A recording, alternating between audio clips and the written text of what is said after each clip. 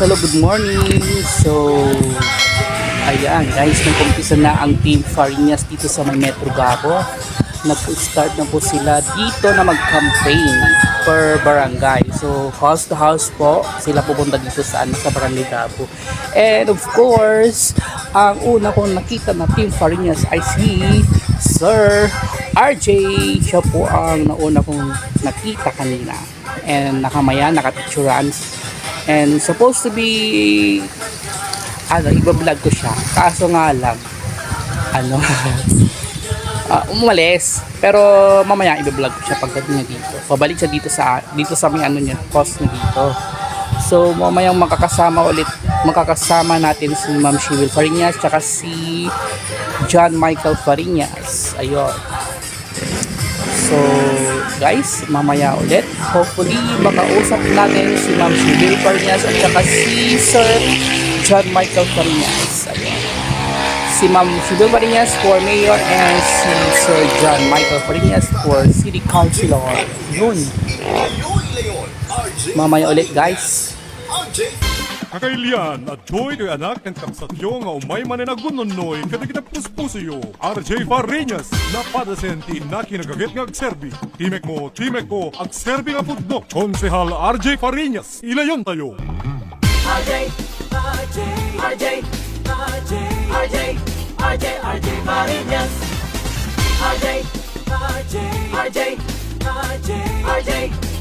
RJ Fariñas. Syukur tinawag, yukarag boken rambak. Tagainikin gangan mayat na irasak. Nakating nga agserbi, dala namin baligi. RJ Fariñas, silentay akonsehal pili. RJ Fariñas, RJ lang sikala, mapangam namaan. RJ Fariñas, RJ lang sikala, mawag kapanan. RJ Fariñas.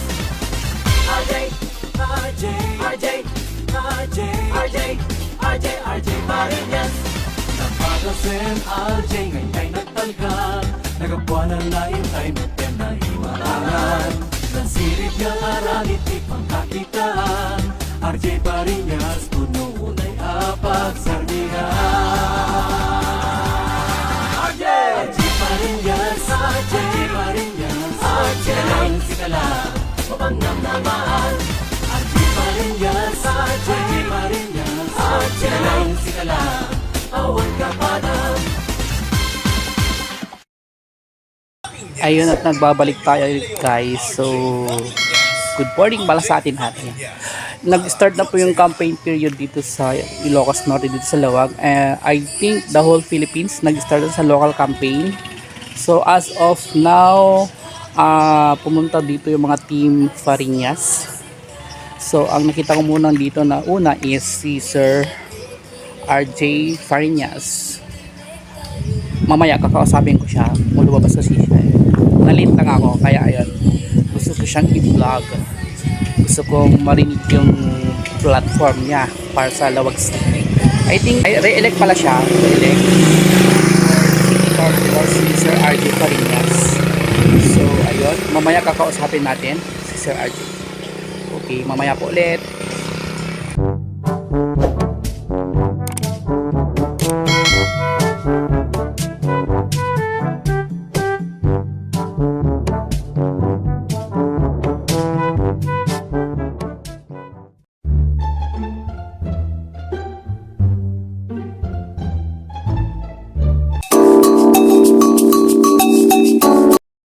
Sinundan ko talaga si Sir RJ Fariñas na mag-campaign dito sa Metro Gabo. House to house po siya. Ayun, kasama niya yung kasama niya sa my campaign period. Ayun.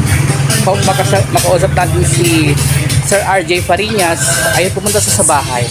Nandito na siya. Ayun, si Sir RJ Fariñas. Sir, pwede mo lang interview sir, konti lang. Sir, ano naman yung platform dito sa Lawag City po?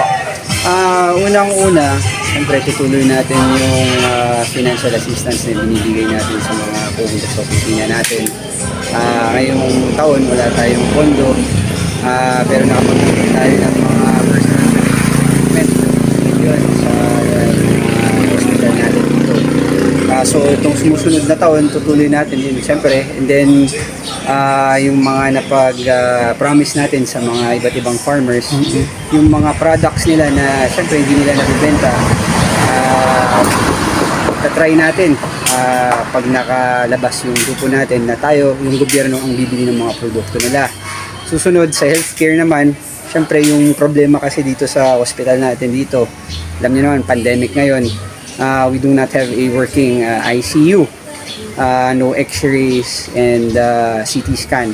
So yun ang unang-una na ayusin natin pag na-tackle ulit natin yung budget is improve the hospital natin. Wala tayong working ICU, so yung budget natin i-allocate natin doon. Siyempre susunod yung mga para sa mga kabataan naman, sa mga scholarships ganyan for the mga estudyante. And then yung parang yung medical assistance na nabibigay ni Congresswoman Ria Fariñas pag nakalabas yung grupo natin, yun din ang itatry natin subukan for the city government. Allocate tayo ng funds para makatulong sa mga residente natin dito sa city.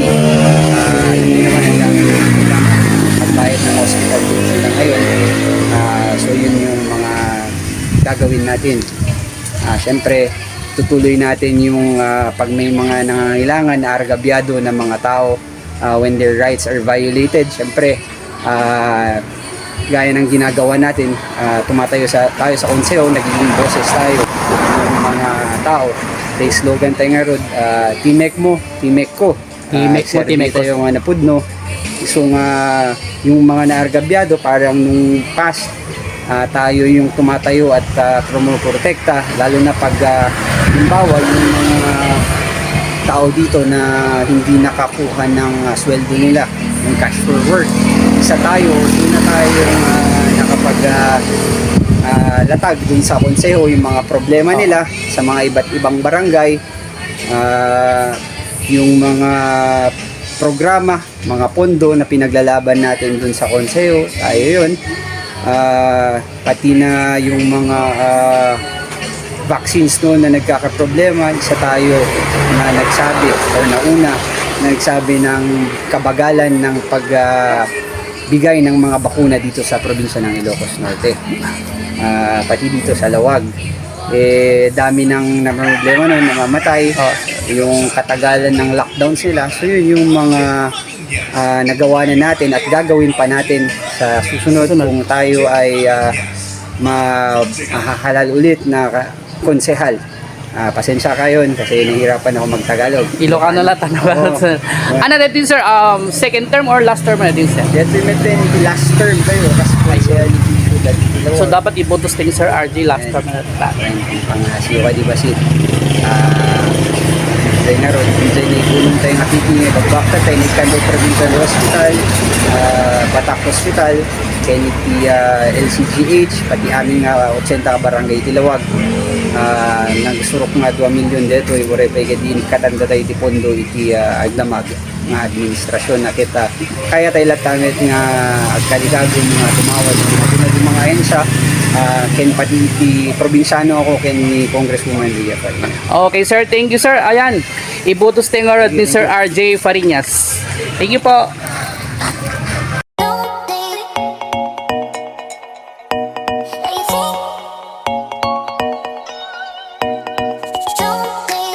A few moments later.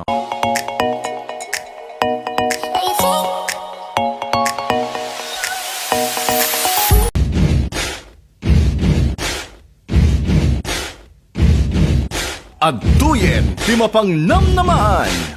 24/7 agserbi iti kakailyan. JMVF John Michael V. Fariñas para konsehal numero 13 iti balota. Aramid iti pakakitaan. Serbisyo ket na impapuswan. Lawagenyos iti number 1. Sure ka dyan, John Michael V. Fariñas para konsehal. Kailang mingat na syudad Tilawag, do serbisyo nga na ipapuswan. Hanggang mayaw awan, Sure ka dyan, John Michael Fariñas, isot ka sa bulang. Sure ka dyan, John Michael Fariñas. Sure ka dyan, John Michael Fariñas. Sigut ang serbi 24/7, namnama itimasak bayan. Para konsehal, sure ka dyan, John Michael Fariñas, intay butusan. Sure ka dyan, John Michael Fariñas. Sure ka dyan. John Michael V. Fariñas, numero 13, Tibalota. Para konsehal, sure ka dyan. Sure ka dyan. John Michael V. Fariñas, numero 13, Tibalota. Para konsehal, sure ka dyan. John Michael V. Fariñas, numero 13, Tibalota. Para konsehal, sure ka dyan.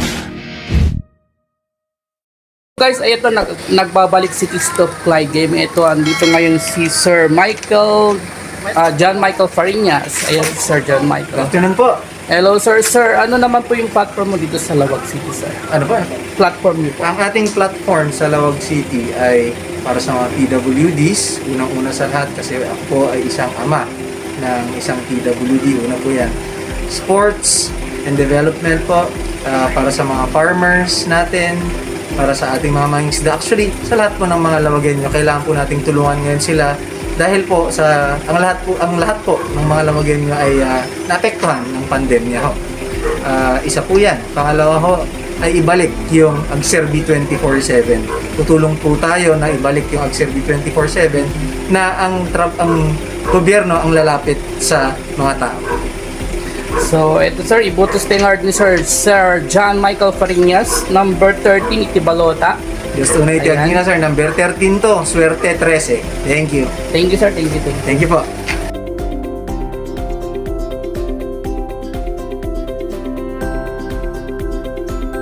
A few moments later. Mayor Cheville V. Fariñas. Cheville Fariñas, dati na tuwan padas. Managayat manangaasi, mayorti umili. Oh, Cheville Fariñas. Agserbi 24/7, oray pa idi. Dungeg, mangrik na sa nakaibati. Oh, Cheville Fariñas, napnon gagarak serbi. Ayat para Lawagenyo, napnet di nagbaliw. Ni Cheville mayorti umili, napudno na ang serbi. Nalaka, masitgay. Cheville Fariñas, dati na tuwan padas. Managayat manangaasi, mayorti umili. Oh, Cheville Fariñas. Cheville Fariñas, isulti ka sa pulan. Managayat manangaasi, mayorti umili. Oh, Cheville Fariñas. Mayor Cheville V. Fariñas, number 1, Tibalota. Napudno, nalakamasidgan. Naayat, mangipatpatay katatayo. Agserbi 24/7, Mayor Cheville V. Fariñas. Ni Cheville mayorti umili, napudno nga ang serbi. Nalaka, masitgay. Cheville Fariñas, dati na tuwan padas. Managayat man. So, ayun guys, nagbabalik ulit sa TikTok Live Gaming. Ayun, inaantay ko si Ma'am Cheville Fariñas. Na-vlog ko na yung dalawang anak niya yung isang anak niya pala si John Michael Fariñas, saka yung isa, RJ Fariñas. Ayun, yung vlog natin si Ma'am Cheville. Andito na po siya. Hello po, ma'am. I miss you. I miss you too. Kickstop Clyde, gaming po, vlogger din po ako, ma'am. So, andito na po si Ma'am Shibil po. Hello! Ma'am, ano po yung platform po niyo dito sa Lawag City po? Siyempre, gusto natin na ang healthcare system natin is mapaganda pa natin. Dahil nakita naman natin ang nangyari sa pandemya at dahil tayo lahat nanggaling sa pandemya, kailangan mabigyan natin ng trabaho yung mga nawalan ng trabaho, makapagbigay ng napakaraming livelihood skills training. At pag nagbigay ka ng livelihood skills training, dapat magbibigay ka rin ng capital assistance. Sa education, dapat palakasin natin ang wifi natin. Para sa mga bata, hindi lang dahil sa online classes, dahil face-to-face na tayo, pero kailangan pa rin ng mga bata pag-research nila. Yes. At syempre, ang ano natin, ang ating agrikultura, alam naman natin dito sa Gabo, di ba? Mga fisher folks natin, dapat sila ay bigyan natin ng mas napalakas na industriya sa pamamagitan ng pagbuo natin ng mga on-site market sa mga coastal barangays. Yes.